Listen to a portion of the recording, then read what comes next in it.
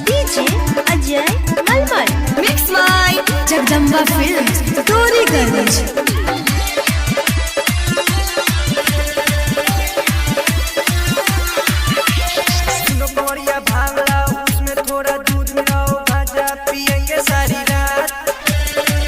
किसी का डर नहीं है, दिल में कोई घर नहीं है, शिव भक्ति में रहेंगे मगन।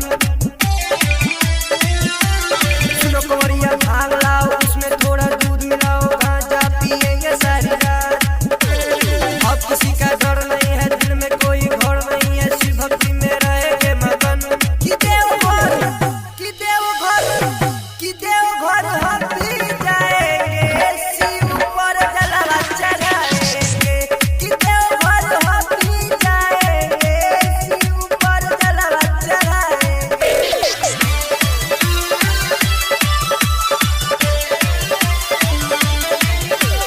डीजे अजय मलमल अपने तरीका से भांग बनाएंगे, गाजा के संग में झिलम बनाएंगे। अपने तरीका से भांग बनाएंगे, गाजा के संग में झिलम चढ़ाएंगे। कि देवघर हम भी जाएंगे, शिव पर जलवा चढ़ाएंगे। कि देवघर हम भी जाएंगे, शिव पर जलवा चढ़ाएंगे।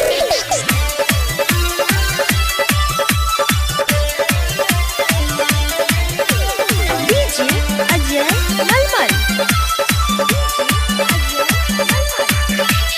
सारे कंवरिया को खुद से पिलाएंगे। देवघर नगरिया में कमर हिलाएंगे।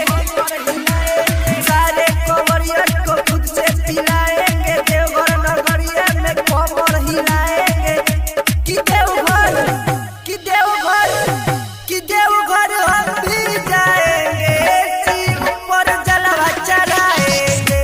कि देवघर हम भी जाएंगे, शिव पर जलवा चढ़ाएंगे।